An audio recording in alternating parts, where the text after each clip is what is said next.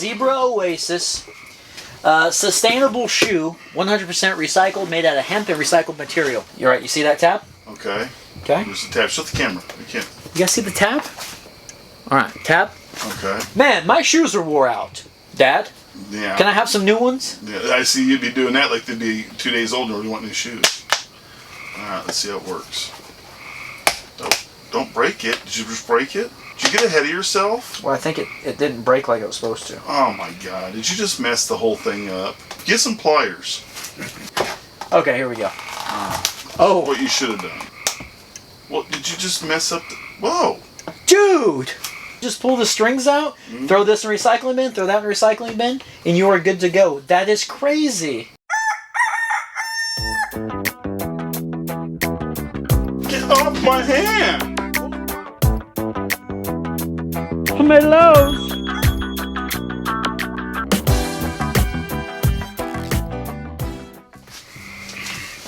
Wolf Tick Nation. Thank you guys for tuning in to, once again, a very special Wolf Tick Videos episode. We are glad that you guys are here, aren't we? I'm ecstatic. He's ecstatic. I mean, I'm doing cartwheels on the inside. Yeah, so Wolf Tick Nation, there's a couple things I want to talk to you guys about. You know, when it comes to the Mongoose Ardor, it's a bike that we are both huge fans of, especially me being the rider of the channel. I love the Ardor, right? Yeah, I don't ride. And Wolfman over here, he's got his e-bike that he really liked. It's the Van Powers e-bike. That's trail legal. You take it over the trails. So when Wolfman gets on his e-bike, and I get on an e-bike that I'm going to be riding, whether it's around town, whether it's on the trails, it's fun. You know, but let's face it, most e-bikes I'm on are heavy, all right? They're a little cumbersome, and not really mountain bike style, all right? Why couldn't they just come up with an affordable bike like an Ardor that they throw a motor on, or a electric hub on there, and let me play with it? And that's where we got this idea. All right, guys, so here it is. This is the Yose Power 48-volt, 500-watt rear hub that we're hopefully, fingers crossed, going to be able to convert to the Ardor today. Now, this here is a freewheel version. The company offers two different versions, the freewheel and the free hub. And we figured, you know what? Let's go with the free hub or the freewheel version, because most of the Wolfstick Nation out there, everybody likes tinkering and upgrades, and maybe this right here will be able to convert really easily with the Ardor's stock group set. And we actually have, we have 3 of these things. Everybody says, why don't you sell your stuff? Well, we have 2, because one we just bought a frame from Charlie Kia. Oh, that's true. Everybody goes, why don't you sell your stuff? Because we keep it around for projects just like this. So this just might be an upgrade. We've got the 7-speed Pro Rush freewheel here, and this is going to be taken off and swapped onto that. So really, we're going to be going from a 27.5 to a 26. We're going to be molding this thing. Yeah, and yeah, this is going to be a lot of fun. So we'll be taking this off today, but let's go and talk a little bit more about the rest of the kit and what everything comes with. So then, guys, we'll put a link in the description below to Yose Power's website. This whole kit can be found, the freewheel version that is, for about $400, and as I said earlier, they have the free hub. It's about $415, $420. You guys can check out the prices below. Now, this here, I guess, is maybe like a control I think it's box. a whole control, yeah, the control box. Is that right? So I'm guessing. Yeah, because it's got this little hole down here, so I'm guessing whatever is in here you need to keep dry. We're going to be figuring it out. You don't have to stick your finger in every hole you find. Well, now we also have got, this is something that is very exciting. We did this on a while back on the mail time.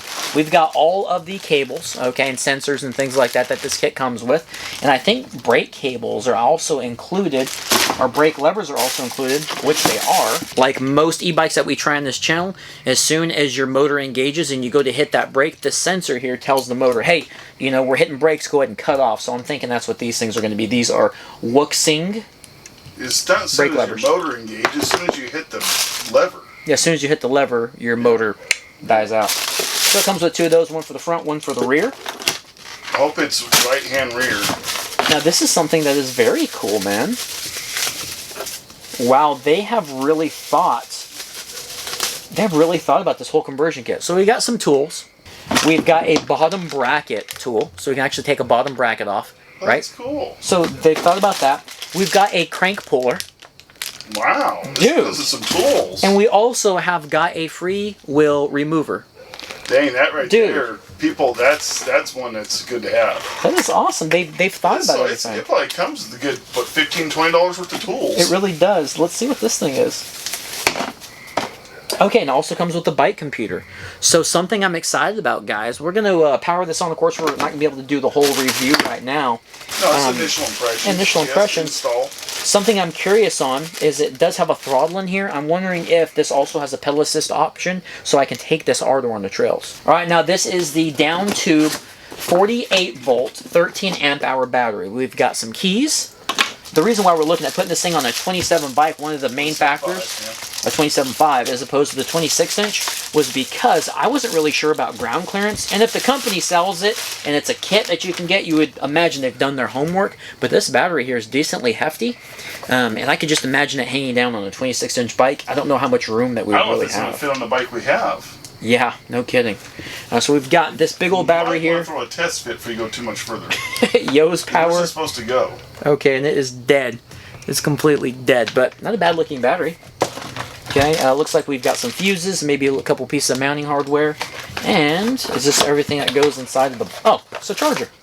Good, we'll need that. Yeah, we are going to need a charger. A little bit of juice in it.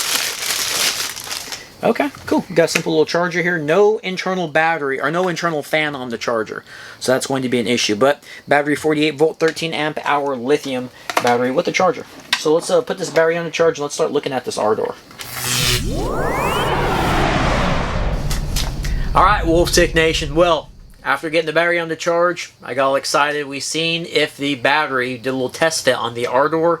And there went my dreams, my hopes and dreams went down. They were shattered, went down the drain. The damn battery is way too big, especially with that mounting bracket for the Mongoose Ardor, okay?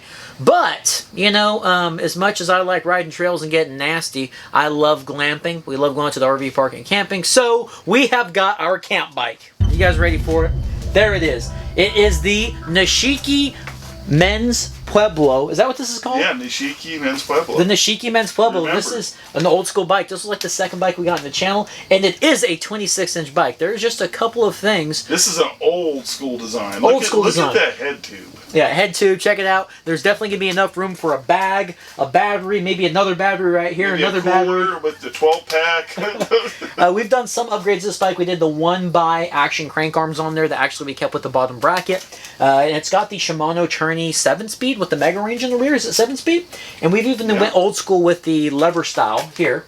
Dude, I'm actually a fan of that. Yeah, it shifts great. That is actually not a bad bike to ride around the camp. Like, you wouldn't want to go on anything more than a really light trail. Yeah. But it's for around camp, it's great. So we're going to be taking this thing out. Hopefully this conversion goes well. Just want to give you guys an update so you weren't like, that's not the Ardor. But the great thing is with this is we'll be able to use the Megarange, and we'll be able to stick with the exact same derailleur because we're fixing to have to do some finagling, okay? And we've even got a rear tire that's to match on the front.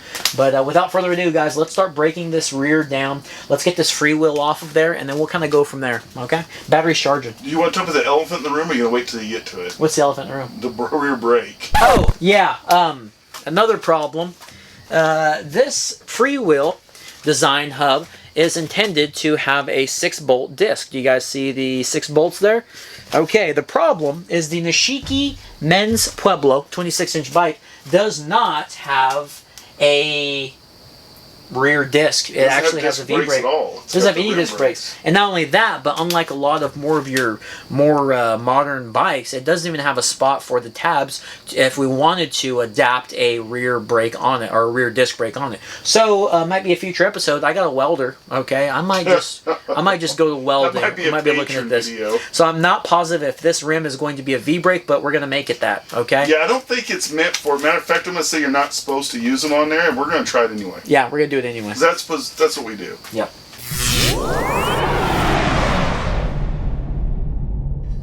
I was excited we got a new patron right now. That's why I was distracted. Oh, patron? Just got a new patron. I was awesome. all giddy about it. What's his name? Her name? Dugan May. Dugan. Old Dugan May. Thanks for being a patron. It's Dugan or Duggan? Old Dugan. Dugan May. Thanks for coming to the patron, man. Heck yeah. All right, guys. Welcome to the club. Welcome to the Cool Kids Club. All right, guys. Well, we got this on there. Let me get the tire and the tube swapped over, and we're going to stick it on the Nishiki and see what it looks like. Then we're going to start with some wire. This is going to be awesome if this works, guys. I'm kind of skeptical, though, I must say. About which part?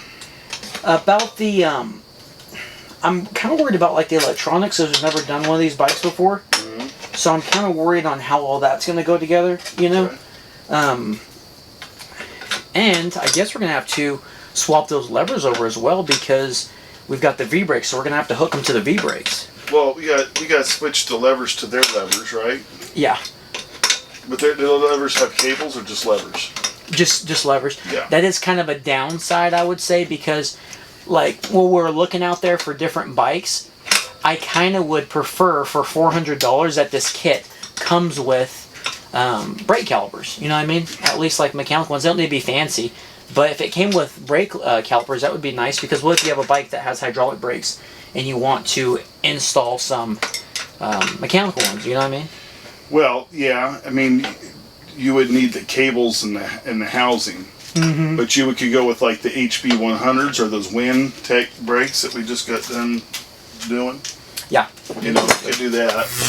Alright guys, now comes the time where we're going to have to look at the crankset area, and I keep not thinking about this.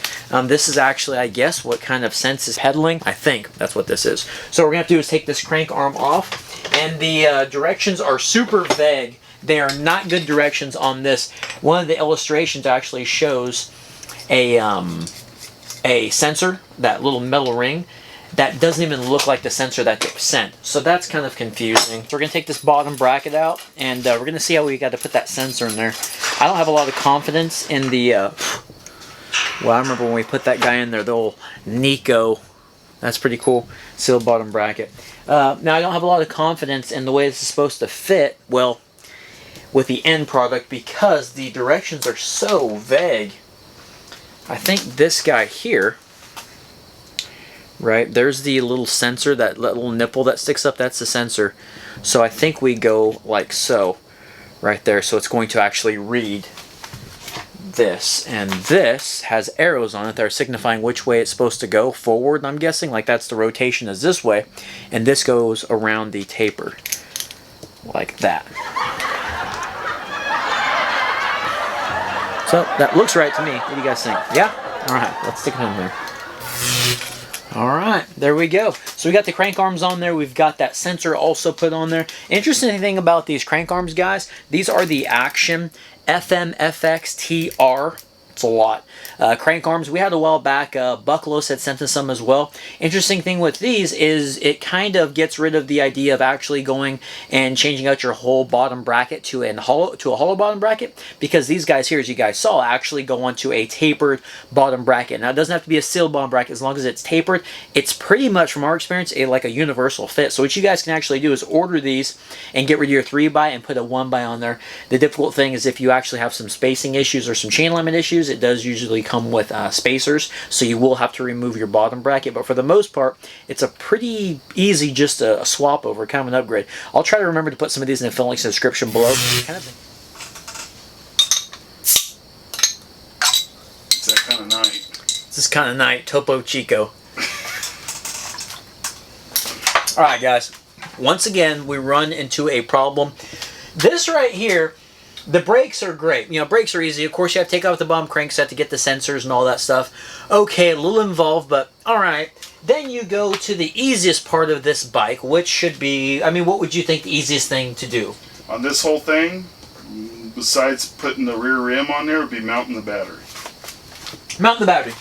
And the reason Wolfman's saying that, and I'm sure a lot of you guys are going, yeah, mounting the battery, I mean, all you got here is, remember, this is a bottom tube battery mount, and the damn battery is removable. Yeah, removable, detachable battery. You can take the battery off, put it back on the bike, all that good stuff. These two holes here are what you have to mount up or match up to the bottom tube, and it's your water bottle holder, right? Not a big deal. Every bike pretty much has these, right?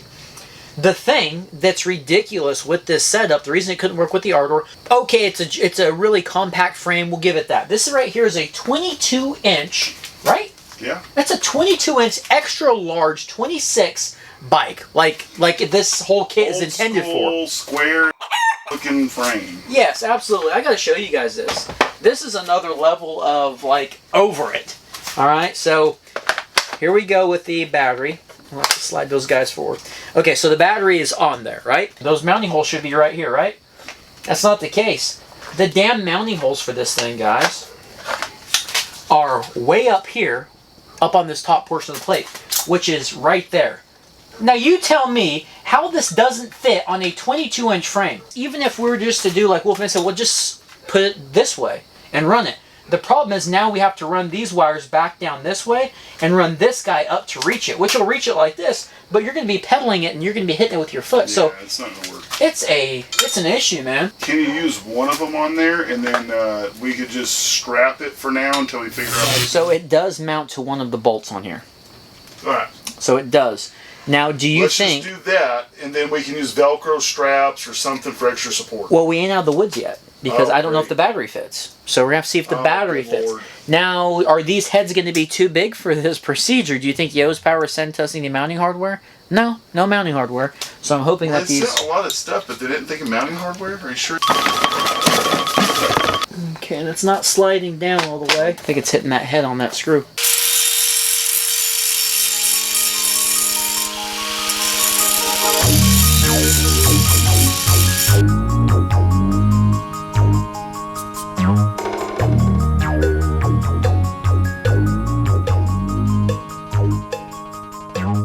Alright guys, we got all of the wires all zip tied up. Let's see if we can get this battery in here. We'll power this thing on. We'll do it all together so there's no pre-looking at stuff, alright? We are going to slide this puppy into place. Now, is it the circle or the line that's powered? The circle. The circle? Or no, excuse me, the circle's off. Okay. The line is powered. One thing I want to make sure we do is actually lock this battery into place. Let's go ahead and lower this thing down and let's see what kind of action we can get out of that. And remember guys, we are going to be doing a real-time review on this, okay? So we taking this thing out on the trails or on the road and testing it out. Now on the outside of the button here, there's a power button. We're going to hold that down. Alright, so you guys see that sucker powering up? Alright. Okay, so that's a good sign right there. We've got, it looks like 1, 2, 3, 4.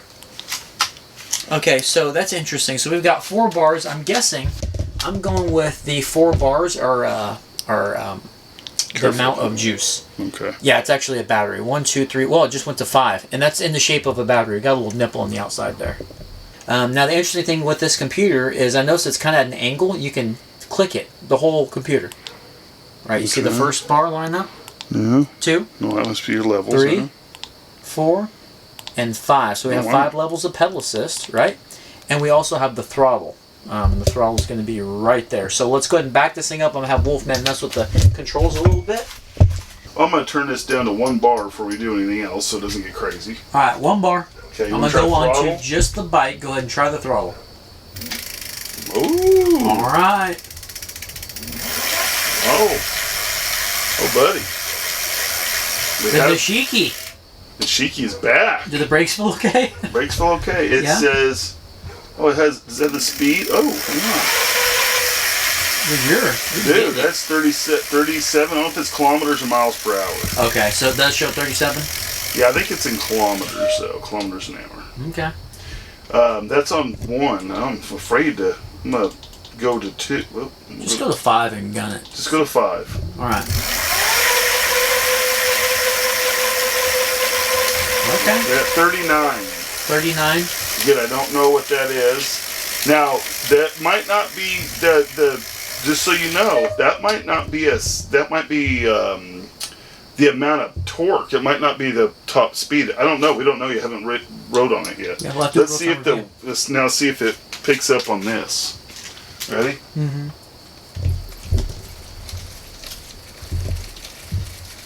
I don't feel it helping.